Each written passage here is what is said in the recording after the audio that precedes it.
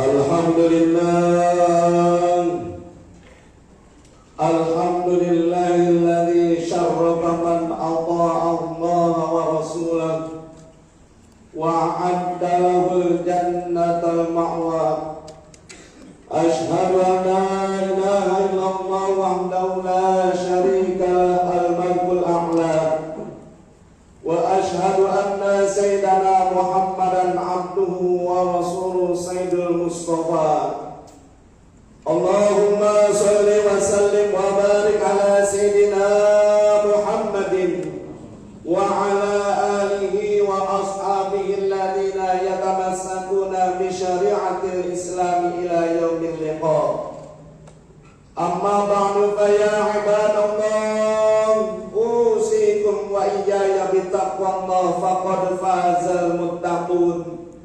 Ittaqullaha haqqa tuqatih wa la tamutunna illa wa antum muslimun. Yaqulullahu ta'ala fi muhkami tanzilih wa huwa asdaqul qailin. A'udzu billahi minasy syaithanir rajim. Bismillahirrahmanirrahim. Am hasibal ladzina ijtarahu sayyi'atu an naj'alahum kalladzina amanu wa 'amilus shalihati sawa'an mahyahum wa mamatuhum sa'a ma yahkumun. Shadaqallahul azim. Ayuhal jam'ul karim, para pengharap ampunan dan keridhaan Allah Subhanahu wa taala, pecinta Rasulullah sallallahu alaihi wasallam, hadirin jamaah salat Jumat yang senantiasa dirahmati Allah Subhanahu wa taala. Bersyukur kita kehadirat Ilahi Rabbi yang Maha Suci pada kesempatan yang mulia di hari yang mulia, namun juga kita berada di bulan yang mulia. Senantiasa tercurah cinta kasih Allah kepada hamba-Nya yang senantiasa terus bergegas meningkatkan kualitas ketakwaannya dengan mengerjakan perintahnya dan berusaha meninggalkan larangnya. Karena kita orang-orang yang yakin betul bahwa tidak ada sesuatu yang bermanfaat tatkala dunia kita tinggalkan melainkan amal soleh dan ketakwaan kita kepadanya yang saat ini kita lagi sedang kemas, dan mudah-mudahan semuanya bernilai pahala menjadi teman sejati kita nanti di alam barzakh, mengantarkan kita masuk surganya Allah Subhanahu wa taala. Hadirin jamaah sekalian yang dirahmati Allah Subhanahu wa taala, pada kesempatan Jumat yang singkat kali ini, khatib akan menyampaikan sebuah judul khutbah, bersihkan hatimu dari dosa. Hadirin jamaah sekalian yang dirahmati Allah Subhanahu wa taala, mengawali khutbah singkat kali ini, khatib sampaikan sebuah motivasi keimanan yang lahir dan datang dari sahabat cintanya Nabi Muhammad sallallahu alaihi wasallam, yang diceritakan bahwa sahabat Nabi yang bernama Sa'ad bin Mu'adz, beliau adalah termasuk salah satu sahabat Nabi yang sangat dicintai oleh Nabi dan sangat banyak jasanya memperjuangkan agama, menyiarkan agama Allah Subhanahu wa taala. Semua peperangan beliau ikuti, dan beliau masuk Islam di kota Mekah tatkala 12 tahun setelah Nabi diangkat kenabian. Pada waktu itu perjanjian Hudaybiyah. Apa yang terlintas dari perjalanan singkat seorang hamba, seorang cinta kepada Nabi Muhammad sallallahu alaihi wasallam, seorang yang gigih tangguh memperjuangkan agama Allah, yang gugur dalam perjuangan perang yang tertancap panah di dadanya yang mengakibatkan gugur dalam tempo yang singkat. Jamaah sekalian yang dirahmati Allah Subhanahu wa taala, inilah sahabat Nabi yang bernama Sa'ad bin Mu'adz, orang yang tatkala matinya diceritakan dalam sebuah hadis Rasulullah SAW yang diriwayatkan Imam Bukhari ihtazzal arsyu bimauti Sa'ad bin Mu'adz. Tergetarnya arsy Allah Subhanahu wa taala dengan wafatnya Sa'ad bin Mu'adz. Dalam riwayat yang lain diceritakan taharrakal arsy wa futihal abwabus sama wa syahidahu sama'una alfa malakin. Diceritakan dalam riwayat yang lain bahwa Sa'ad bin Mu'adz, seorang yang wafatnya menggetarkan arsy dan juga sampai didampingi oleh ribuan malaikat, sab'una alfa malakin, 7.000 malaikat menghampirinya dan menggotong jenazahnya, dan dibukakannya pintu langit. Hadirin yang sekalian yang dirahmati Allah Subhanahu wa taala. Dalam sebuah riwayat yang lain menceritakan apa yang menjadi istimewanya Sa'ad bin Mu'adz yang diceritakan di maktub atau ditulis oleh Ibnu Sayyid Musayyib. Beliau katakan ada 3 hal yang dapat menghantarkan jenazahnya Sa'ad bin Mu'adz, sahabat Nabi yang tercintanya, yang bisa menggetarkan arsy, dijemput oleh para malaikat, dibukakannya pintu langit. Yang pertama yang dia senantiasa lakukan, tayaqqana bi amri Rasulillah sallallahu alaihi wasallam bi annaha min amrillah ta'ala. Beliau sangat yakin bahwa segala apa yang diperintahkan Nabi Muhammad sallallahu alaihi wasallam itu adalah benar perintah dari Allah Subhanahu wa taala. Maka dia tidak pernah melanggar dari apa yang diperintahkan oleh Nabi Muhammad sallallahu alaihi wasallam. Yang kedua, jamaah sekalian, kana yusalli salatal khashi'in. Beliau adalah termasuk orang-orang yang senantiasa sholat menghadap Allah dengan sholat-sholatnya orang-orang yang khusyuk. Maka jamaah sekalian, orang yang khusyuk dalam sholatnya dalam Al-Quran termasuk orang-orang yang beruntung. Qad aflahal mu'minun. Beruntung bagi orang-orang yang beriman, bagi orang-orang yang sholatnya khusyuk. Yang ketiga yang menghantarkan beliau mulia, lantaran dia tidak memakan suatu makanan melainkan makanan yang halal dan dari usaha-usaha yang halal. Diriwayatkan oleh Nabi Muhammad SAW, tatkala Sa'ad bin Mu'adz mengunjukkan tangannya yang lepuh, yang berluka darah lantaran kerasnya kerjaan memecahkan batu untuk mencari bekal kehidupannya, dilihat oleh mata Rasulullah SAW, tertetesnya air mata Nabi Muhammad SAW melihat tangannya Sa'ad bin Mu'adz lantaran gigihnya mencari mahisha kehidupannya.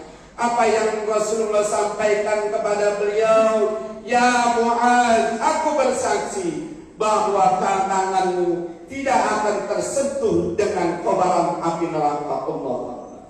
Jamaah sekalian yang dirahmati Allah Subhanahu wa taala, melalui singkat cerita motivasi keimanan yang dapat mengantarkan kita tambah yakin dengan apa yang diperintahkan Allah dan Rasulnya, sekelas beliau mulia di hadapan Allah, mulia di hadapan malaikat, beliau dapat menggetarkan arsy tatkala rohnya keluar.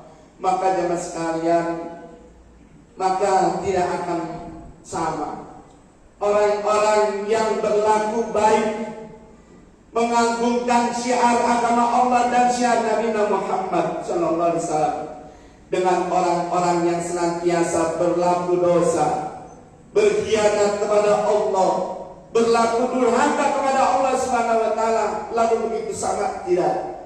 Al-Quran menjelaskan dalam surat Al-Jathiyah ayat 21, Allah Subhanahu wa taala firmankan, am hasibal ladzina ijtarahu sayyi'at an naj'alahum kalladzina amanu wa 'amilus shalihat.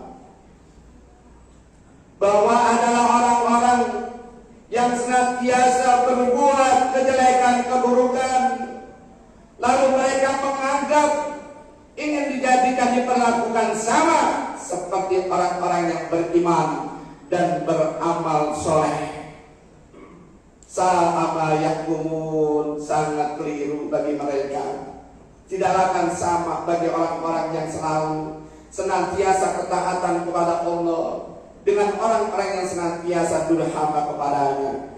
Maka jemaah sekalian, bila mana kita yakin bahwa prestasi dan kedudukan orang mulia di hadapan Allah itu beda dengan orang yang durhaka kepada Allah, maka jangan pernah kita lukai diri kita, aniaya diri kita lantaran sebab kita tidak mau taat kepada Allah dan taat kepada Rasulullah dengan segala perintahnya.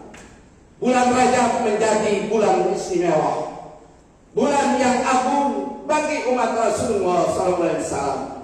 Maka bersyukurlah bagi orang-orang yang tahun ini dipersempatkan, dijumpakan oleh Allah dengan bulan Rajab, bulan agung, bulan yang diagungkan oleh Allah Subhanahu wa Ta'ala.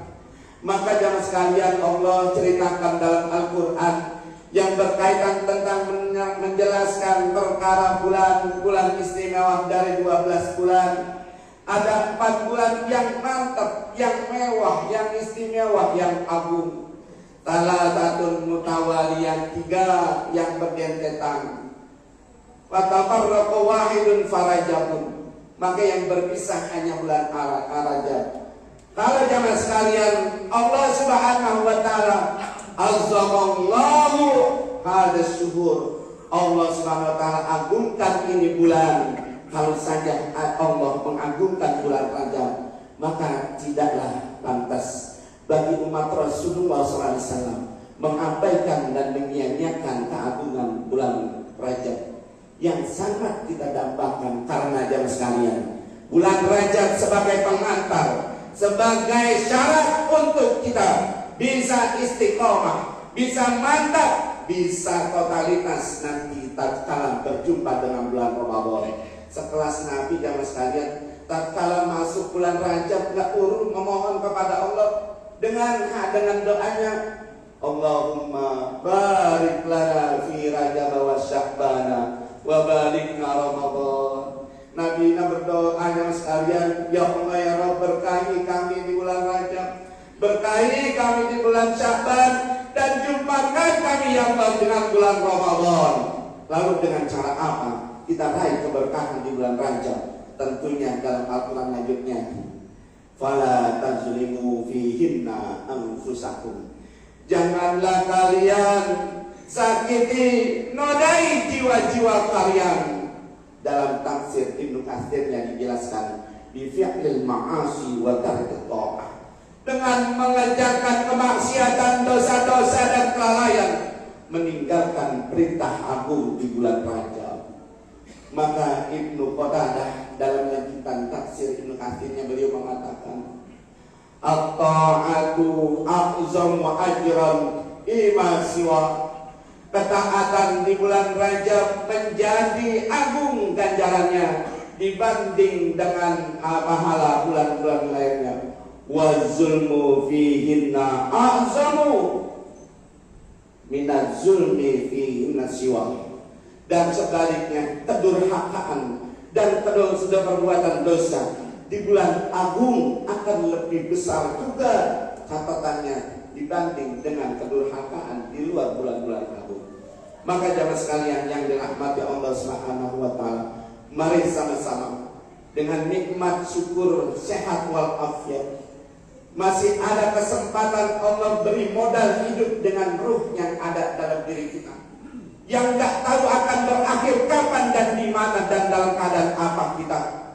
Tentunya orang-orang yang dalam ayat ini dijelaskan dalam tafsir Ibnu Katsirnya, illa min zawil aqli wal ilmi, hanya orang-orang yang berpikir dan orang-orang yang berilmulah yang dapat mengambilkan kesempatan hidup ini dengan amal-amal yang mulia. Dia yakinkan dengan amal mulia ini dapat menghantarkan dirinya, keluarganya, kerabatnya mulia di dunia, mulia di akhirat. Semoga taufik dan hidayah terus menyertai perjalanan sisa usia kita, yang mudah-mudahan semuanya terisi dengan ketaatan, amal-amal soleh yang waktunya Allah akhirkan kita. Mudah-mudahan dalam membawa iman dan Islam, dan dalam keadaan dalam ketaatan, dan Allah akhirkan kita min husnil khawatimah. Barakallahu li wa lakum fil Qur'anil karim wa nafa'ani wa iyyakum bima fihi minal ayati wa dzikril hakim